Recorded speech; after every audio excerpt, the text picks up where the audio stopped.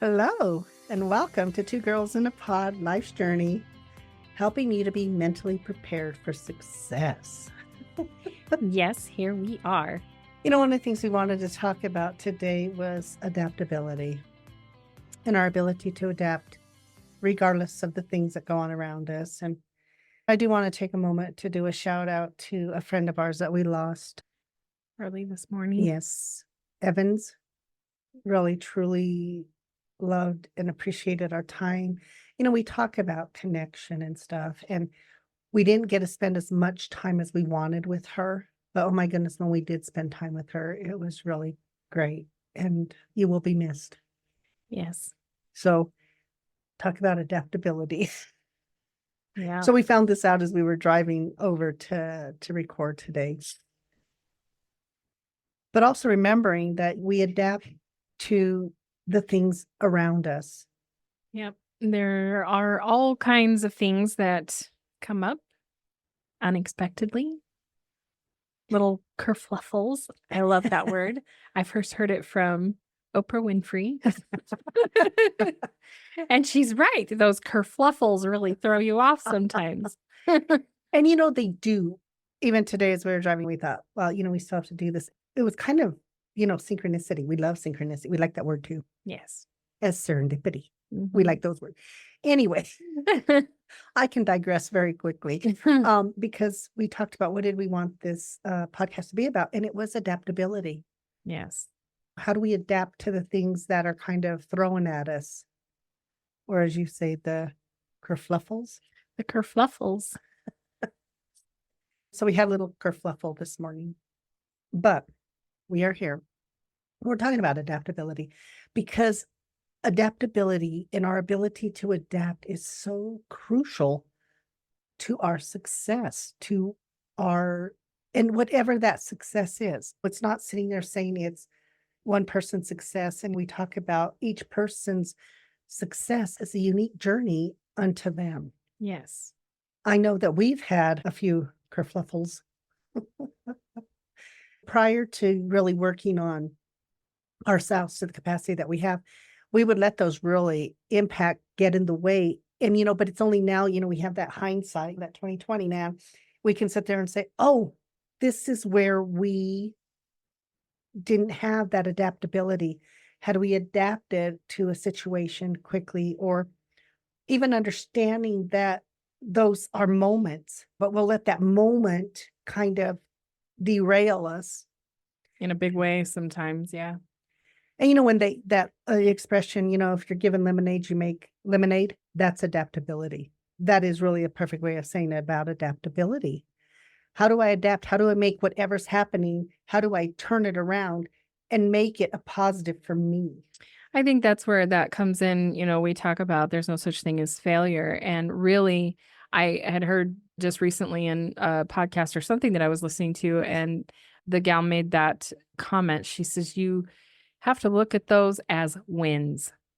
Absolutely. Because it's a win because it's feedback, it's information, it's a learning experience. So you can take that information with you on to the next. Yes. And whether it's financial stuff that comes along and working with one of clients, once again, that financial piece comes into play, and we get into that place and we forget about our adaptability. We forget that, and we try to force things, or what we do is we go into a funk, and we go into that funk and we're not adapting to what's in front of us in that moment. We are so busy, self-pity, whatever it is, that we're not even trying to adapt to the situation to see what are my other resources, because we get so stuck in what we don't have. And that's the thing. Once you are running on emotion from what didn't work out, a lot of times you're not able to see other solutions. So I would refer back even to one of the previous episodes that we had called Ebb and Flow. And I really feel like that if you're able to have that flexibility, and that gives you that leg up, that thing that you need to go on. It's that adaptability to be able to glean what you need from it and adjust accordingly. It's really funny because I have clients and our family and friends who their children are graduating and they're going to go into empty nest. And even with that, it's like, "Oh my god, what am I gonna do?" They now have to adapt to a life without their children, and for some, it throws them into this really weird whirlwind because it's like, "Oh my god, my purpose," or whatever however you perceive it, is changing and shifting, and I don't know what to do, and that's that other thing, how do we adapt, and how do we say, "How do I adapt to this new lifestyle that I'm gonna have?" And start really looking at what are the positives in that lifestyle. And I think that's the whole thing is how do we get out of that negative flow? I think that we have so many ideas about who we are through the roles that we play. And, when we look at that can be with anything, somebody has been at a job for however many years and they're retiring. And now, who am I without that? Just like you said about the empty nest syndrome. There's so many life changing events that can happen, and you have to figure out who you are without that role. So I think that taking a look at who we are as a person, not as the roles that we play in our lives, but getting a true understanding of who we are, that's so important. And I think that, I guess sometimes I say when you have these things happen, like these life events, that's really the time to have that to adapt into this new lifestyle, but also to really embrace and start to learn more about yourself. Hmm. But once again, that's adapting. Yeah. That's adapting to a change. And I think so much of the time we are so afraid of that. So change keeps us stuck and it doesn't allow us to adapt. You know what I mean? Our fear of it, I believe. When you look at little kids, kids really, it's an adaptability, but it's also resiliency. Hmm. And adaptability, I think, can be used interchangeably sometimes with resiliency. You're resilient. You will find a way. You will find a path. When there is no path, you will create a path. Hmm. That's that adaptability and resiliency. And those two things go hand in hand Hmm. because the more resilient I am, the more adaptable I am. The more I am willing to adapt to new things. And the more the resistive that you are, the more difficult that it makes it. I mean, because Absolutely. life is just, it's in motion. And so there's constant things happening. So, I mean, looking at it like that, like I say, the more you resist it, the harder it makes it on yourself. And we've talked earlier in episode, neither one of us was employed and we didn't have money. We just had all of this time and we didn't know what to do with that. We took that 1 or 2 weeks of self pity or whatever you want to call it. And it was like, what are we doing? What are we going to make of this? So we really started looking at our health. We also started on this journey of really looking at internally, what are we doing? Who are we? Hmm. Who are we as individuals and who are we in this relationship? Where do we want to go as individuals and where do we want to go in the relationship?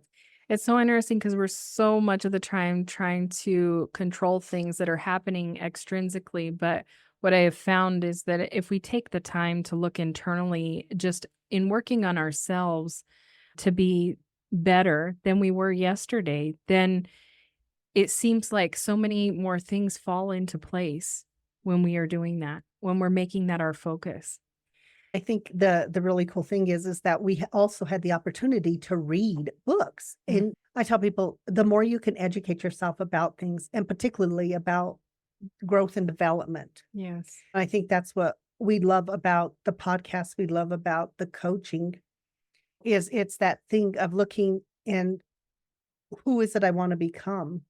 Hmm. What are the resources I can do? And that is only through reading or listening and learning. It's an investment.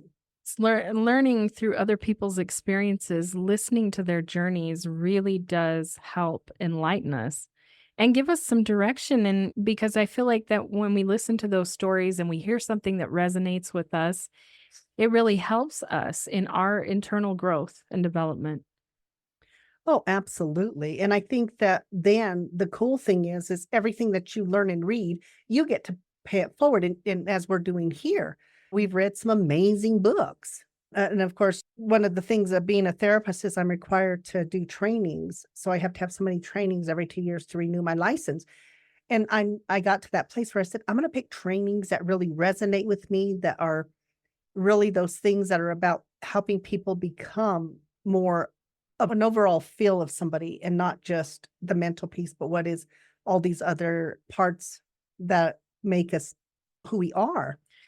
There's so many things that go into a healthy mindset, and it's all encompassing. I mean, your health and what you take in nutritionally and just the way that you see the world. There are so many facets that we need to look at when we're trying to improve our mental health, just our feeling of peace and contentment in our lives. Absolutely. And I think even with like when we look at those things and it's particularly when we're doing coaching, oftentimes people they let little things get in the way of their success. And it's because they won't shift and adapt to a curveball thrown at them. And once again, they get derailed in understanding that we can circumvent a lot of things and we don't have to settle. But I think what people do is they start to settle. And when they start to settle, then they become complacent. So you have all these things. And when all these things are put into place, it creates that complacency. And then complacency becomes the norm. And then when you're forced to outside of that complacency, we go to a place of fear instead of looking at it and adapting to it and saying, okay. And we've done that with the places we've lived and the things we've done. We really work to adapt to those environments. Mhm. And some are easier than others. No. We had an experience this past weekend because we were going to see a friend that we hadn't seen in like 8, 9 years, and she lives out in the wilderness. We get there and the little trailer we're staying in has no utilities, no water, no nothing. So we have the cutest little lanterns. Mhm. I liked them so much, I think I'm gonna get some. But it was like, Mhm. And we knew that they had internet service but it was kinda sketchy in that, so we were trying to work from up there, so it made it really interesting. Sharon spent the day out in the wind trying to catch signal. but guess what? I adapted and everybody was seeing that day. I gotta do my work. And at first it was a little frustrating for me. And then I'm there like, wait, what am I doing? I I can figure this out. And I did. And my clients were amazing and awesome about it. And we got the job done. That's that adaptability. Mhm. That's that resiliency. Because sometimes you can just sit there and throw in the towel and say, oh, well, I guess I'm just not going to do this. But it was some pretty shady internet, let me tell you. Hence why we didn't have a podcast last week because we didn't realize that when we got there, when she said, oh, yeah, we have internet, but we need a little bit faster for what we do. So it didn't work. No, it didn't work, but it was a great experience. We had such a wonderful time. Well, we did. It was just amazing. It's beautiful. And once again, those connections we have. She's one of your longest friends, huh? Yes, we were talking about our near and dear friend Colleen, who actually designed our logo for Two Girls in a Pod Life's Journey, the two females. Yes. We are forever grateful for Yeah. that. And we had an opportunity to drive to Montrose, which now takes 900 hours with the bridge out. Just for people who were from Colorado, they're like, oh, yeah, I know that if you're traveling. But we got to spend the night with her and her partner. And it was really just a great time. It was so good to see her. And that's Tammy, the one who we've had on that does the CBD products. Yeah.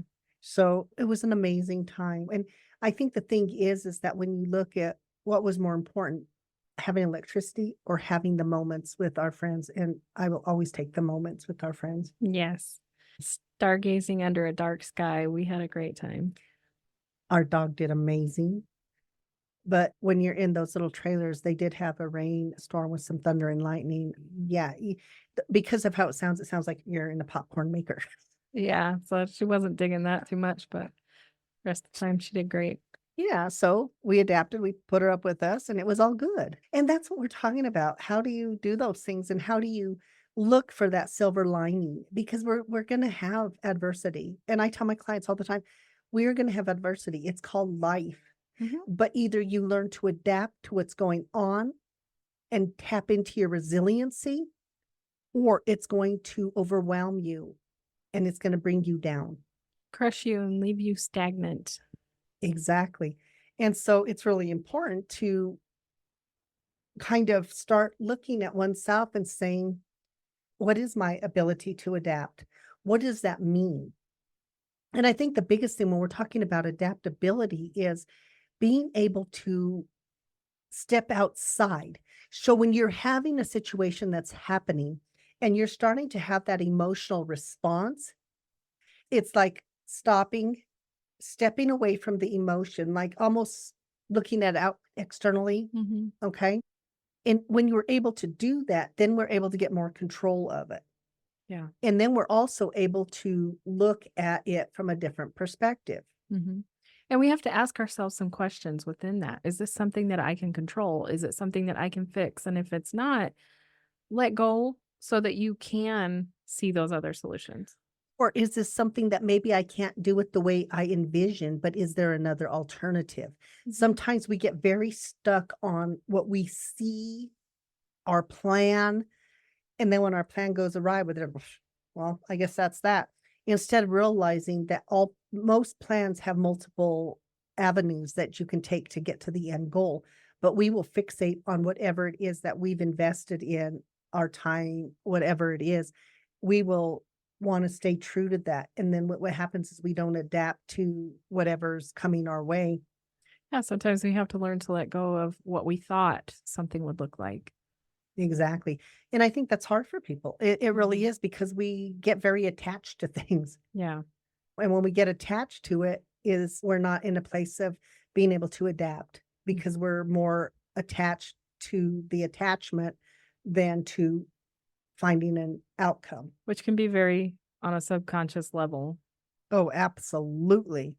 Totally subconscious. We get stuck in the subconscious. We normally don't get stuck in the conscious level because the conscious level is more fluid and you're able to move in it a little bit differently. But when it comes from the subconscious, you don't know where it's coming from. You don't even know why you're doing it sometimes. You know what I mean? Yeah, you just know it's causing unrest. Yes, it's kind of a little bit of angst in you. Mhm. And so, once again, stepping back and reevaluating and also asking yourself, okay, how important is this on a scale of 1 to 10? How Mhm. important is it for me to be so dysregulated?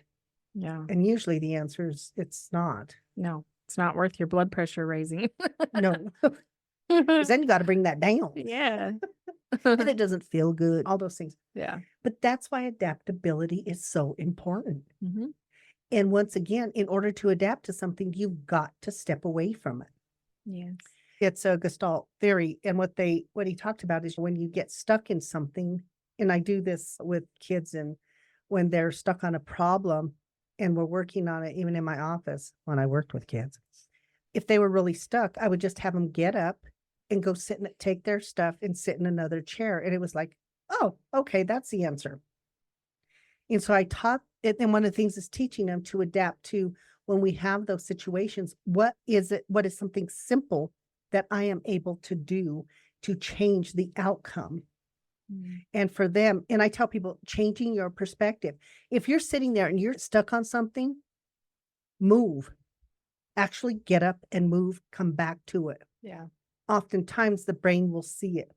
We play a word game, and sometimes I'll get stuck on a word and I'll say, "Ah, Christy, come here, help me find this word." But as soon as I put the phone to her and I'm looking at it from the side, I'll be there, oh, there it is. Yeah. Because when it's in front of me, now I've learned to do that. And if I can't get it after moving it to the side, then I'll say, "Oh, can you see this?" And she'll see it immediately. Mhm. And once again, it's focus, whatever. Sometimes it's like when you're trying to think of a name and you can think on it and it won't come to you. And it'll be one of those things that you go and you lay down at bed at night and all of a sudden it's there.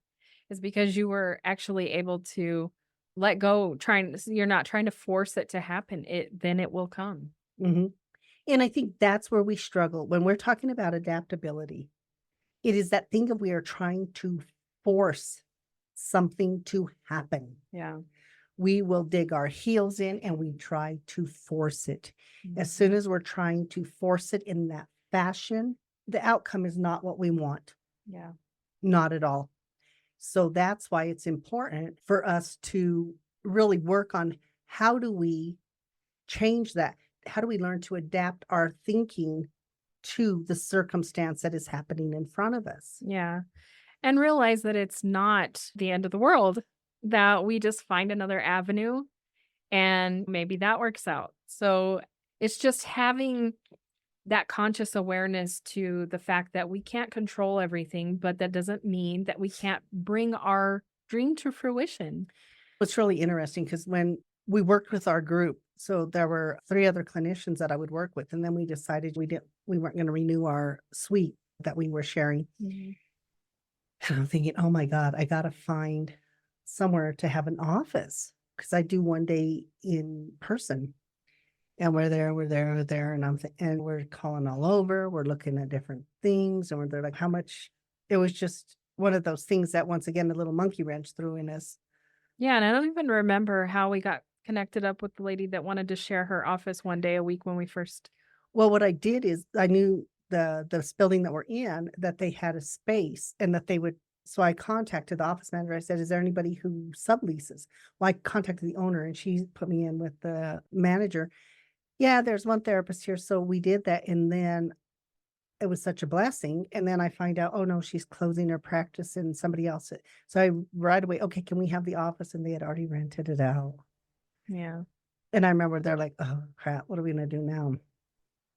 So I asked the manager, I said, "Is there anybody in the office that will just sublet to me for 1 day?" And none of them would, partly because of the stuff that they do. And I'm just there like, okay. And I'm thinking, wow, now we gotta go.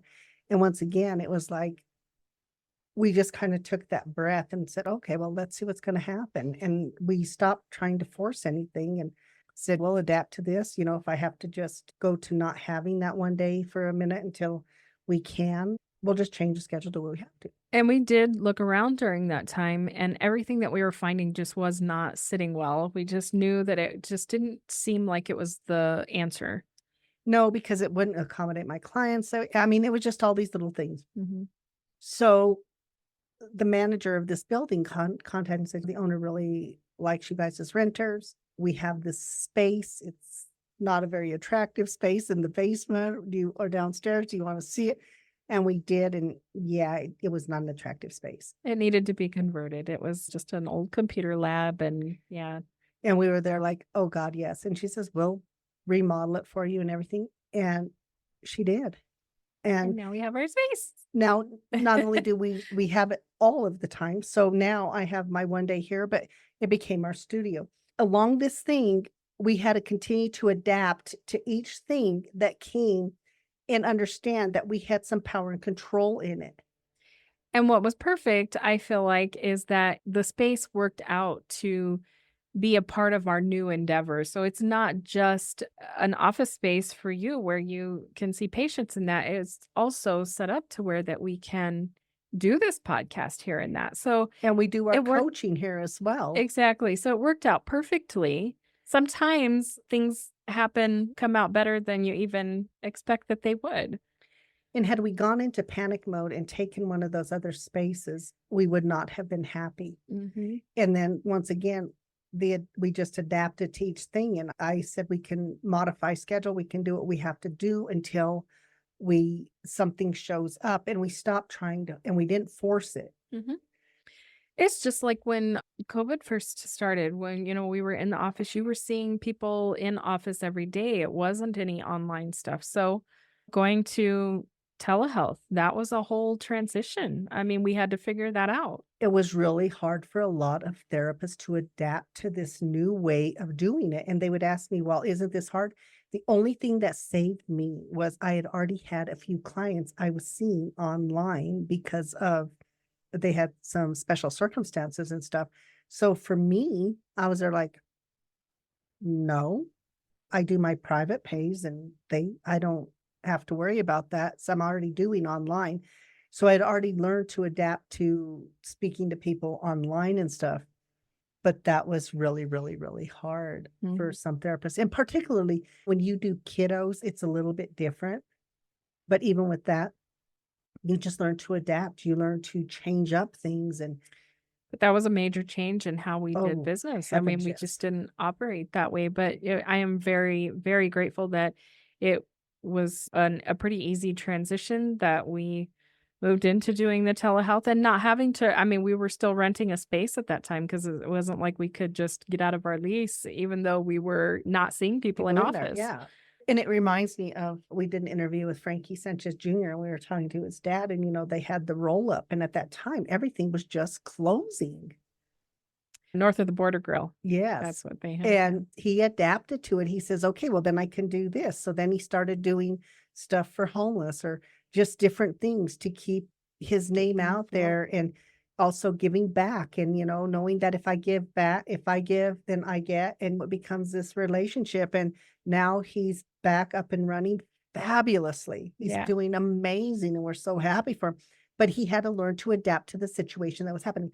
And COVID is a really good example of that. People had to learn to adapt. Yeah. Some did really well, and we had a lot who That did didn't. not. Yeah. They struggled with it. I have some clients still who struggled with it, and so we're trying to help them understand, you didn't adapt to the new environment, and now it kinda gets harder as things stay in place for a while. Mm-hmm. But that was an amazing time for everybody, in that we had to learn to be adaptable. Yeah. We had those companies that went to working remotely and found that they could be successful. Mm-hmm. We found out a lot of things during COVID. Really? That you really better like your spouse because you're with them quite a bit, and your children. Mhm, that's true. There was nowhere to go. Well, That's another area right there. How many kids were probably attending public school and had to go online? That was a whole different transition and had to and, be adaptable for that. and then I had some who got into the thing of being online, and then couldn't adapt back into school. So I had some who stayed online, and they kind of struggle with that. So I mean, it's just that adaptability and that resiliency and stuff. It's kind of sad because I do know that there were people that we knew, especially elderly, that I think that in that process of having to kind of stay out of the public so much and protect themselves, kind of came away from society. Like they just kind of got, I think, scared and being home became a comfort zone. So for some people, I know that it impacted them in that way. Yeah, and it's fear is such a big thing that gets in our way of being able to Mhm. adapt to circumstances that happen. We're afraid of, if we do this, what is the outcome? Fear of, if we do it, then what if we have this negative outcome? In this case, COVID or some other flu, whatever it is. And I understand that as your immune system becomes more compromised, you become more fearful of things. Mhm. But one of the things we did, we still would go out. We would go out into nature. Mhm. We really hiked a lot, and we did a Yellowstone with Kathy G. And I think that that's one of the things that just shifting our focus to actually really being as healthy as we could be. It wasn't about let's avoid getting sick. We really put the time and energy into let's build our immune system. Let's spend some time in nature. And I really feel like it was rejuvenating and those things. So, I mean, when you can shift your focus, that's about that adaptability to be able to shift your focus to something like that and come away with a positive feeling. That's really important. and I think that COVID taught us that, most definitely, was to adapt to that, not only on the business, in the business arena, but even in our personal life. It was like, oh my God, we can't go out. So what are we gonna do? You started getting up super early and Mhm. working out and doing, and I would get up shortly after. Oh, we set up our little workout room and just I would watch videos and things on most effective moves to do. And so I just really poured my energy into that. And like I said, and then we said, okay, well, we live in Colorado. We've got all these beautiful trails. We're going to do that too. Yeah. And that's what we did. We started getting out, and, we could get into place. So we learned to adapt. We adapted to still doing things without being around a lot of people. Yeah. And we would just wear our mask out in nature too. And if we came across a lot of people, everyone would just put their mask on, and we'd wave and go on our way. So Mhm. everybody was really courteous of that. And I think that for me, it really taught me things as well. And every time we adapt to something, we learn from it. Mhm. We learn that we have more capability than we think. We learn that sometimes we have to think outside the box. And we learn that there are many, like I said, paths to getting to where we need to be. And we often learn so much more about our own capabilities. Yes. And so I think in all of this, learning that to be adaptable is such an important part of our journey to being our authentic self, because to be able to adapt to changes is really important. And sometimes we have to ebb and flow with them. Yeah. And they're going to be those kerfluffles that we don't see, that kind of catch us off guard. But if we start to condition ourselves to understand that whatever is thrown at us, there are endless possibilities sometimes. Yes, that we can endure. I always think it's interesting. I was telling my client when I was working with the client, and I was actually working with the little kid, but I worked with the parent too. And she would give her choices in the morning about wear this or wear that. And I just kind of chuckled, and she goes, "Why?" I said, "Well, let's see how that goes." So one day she came in, and the little girl and her had a little tiff, and I said, "Well, what's the matter, both of you?" And the mom goes, "Well, I gave her choices." And I says, "But she didn't like them, did she?" And she said, "No." So she wanted to wear some outfit that didn't even match. And I'm there like, "What difference did it make?" And she goes, "In the end, it didn't. She adapted to it because she said I was going to say it was going to be a fight. I was going to be late. She was going to be late. And finally she just said, "Okay, fine, wear it." And she wore it, and the kid was happy.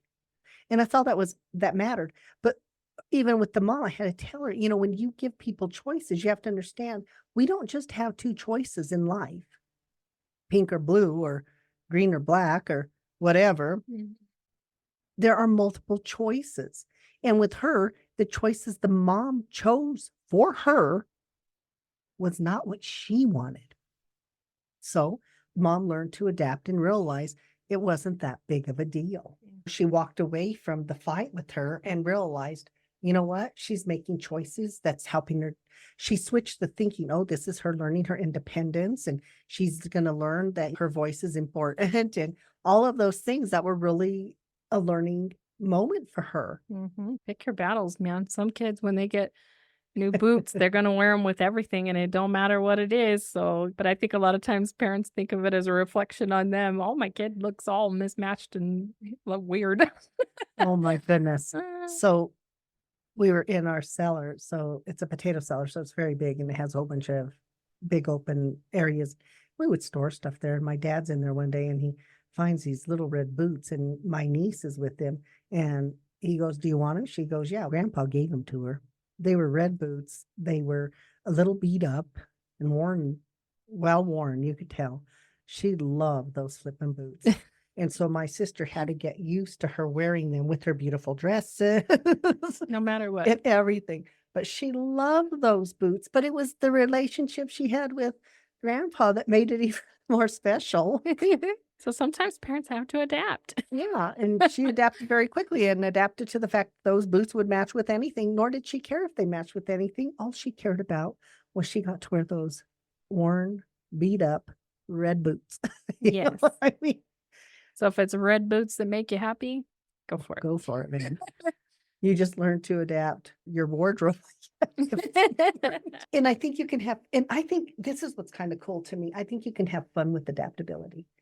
It doesn't have to be cumbersome, and it doesn't have to be too heady and thinky and all of this and that. Sometimes just have fun with it. Sometimes when you get lost, you just sit there and say, "Oh, wow, I've never been to this sort of town." Right. We've done that a few times. It's a whole new experience. Yeah. When we were in Mexico visiting my brother, he had to work and stuff. So we wanted to go explore. And so we love aquariums. So said they had an aquarium. Okay. We adapted. He didn't have anything for us to do. We didn't want to just hang around. We didn't know some of the rules that came later. I mean, we had to drive way out in the middle of nowhere, and you couldn't even tell. It's like, okay, where's this aquarium? And the only way we found out we knew it was the aquarium because there was the skeleton of a whale. Yeah. Big old skeleton. So we said, oh, this has to be the aquarium. But it wasn't like there was a big sign that said, oh, welcome to the aquarium. No. Oh my God, it was ghetto, but it was so fun. Yeah. It was like a big warehouse with stacked up home fish tanks, but We had to adapt to that because we love aquariums. And we're like, wow, okay, well, this is different. This is like going into our pet store, except for the sea lion they have. yeah, in one end of the room they had a caged off little pool thing and it had a sea lion in it. And part of the cage was open so he could stick his head out. And when you turn around and there's a sea lion's head right next to yours. Yeah, it was interesting. But it was fun. Mhm. And we said, you know what? It wasn't what we expected, but we didn't turn around and say, oh, well, this one's crappy. We're not going to do this. We just said, you know what? We adapt to the environments that we're in. Mhm. This is what they had. This Yeah. is what they were. They were happy and proud of this aquarium. Mhm. And we saw the dogfish, very weird fish. Mhm. And then we drive back home and, we drive back to where my brother is. And he goes, what did you do today? Oh, we went to the aquarium. Since we don't have an aquarium, I said, oh, yes, you do. Yes, you do. It's in the desert. And he goes, you guys went driving here alone? I said, uh-huh. Yeah, we got a little scolded. Yeah. Well, we didn't know that was against the rules. But we had a really good time. Yeah. So what we did is after that, we learned to adapt to the rules of where he lives. Yeah. And you know what? It was great. It was wonderful. We had a great time. And those are the things. You adapt to your environment. You adapt to situations. You make the best of whatever it is that you are encountering at that moment. Mhm. Because when you're able to do that, you get to stay on your path of growth and development Yeah. and that path of self-discovery and all of those things that are vital to all of us and that we all should be putting so much time into is yourself. Mhm. How do I learn to adapt to things? What is my resiliency? What is it that I want? And if something gets in the way, how do I adapt to whatever presents itself that is trying to block me from the very thing that I want? Yeah. So adaptability is huge. Mhm. Sometimes when you are stuck, remember, take a step away from it. Look at it from a different angle and perspective. Yeah, because otherwise your emotion is going to keep you there you aren't going to be able to move forward. So once again, sometimes look at it from a different thing.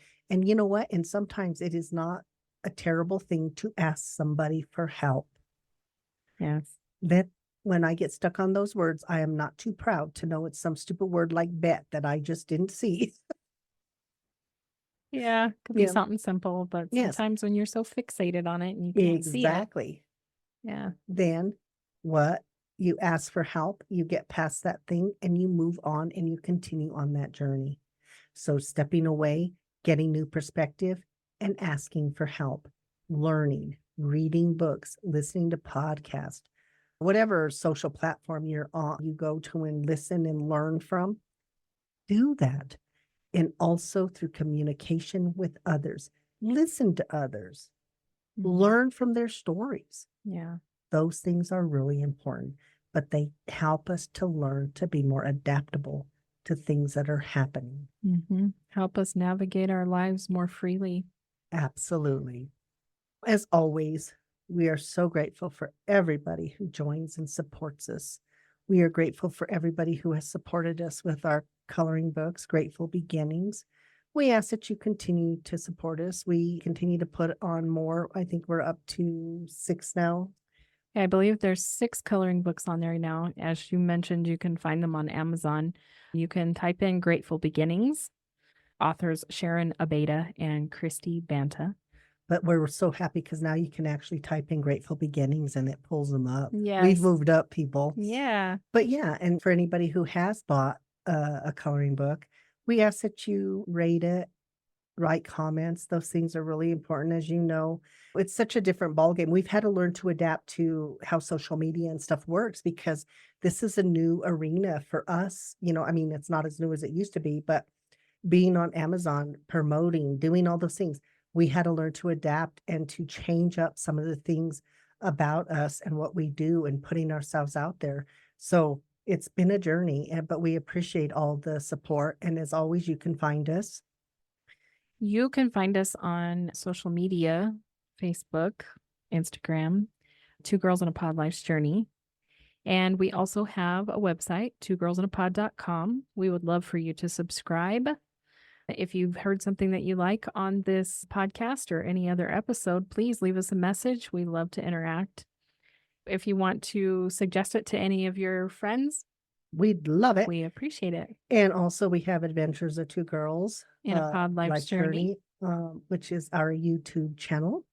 And like we said, we appreciate all the support, and we're working to really, once again, keep the podcast about helping people to be mentally prepared for the success and remembering everybody's idea of success is unique to them. And that's what's important. Find your uniqueness. Yes. And if you would like to see a little preview of the Grateful Beginnings coloring books, you can see the short that we have on Adventures of Two Girls in a Pod Life's Journey on YouTube.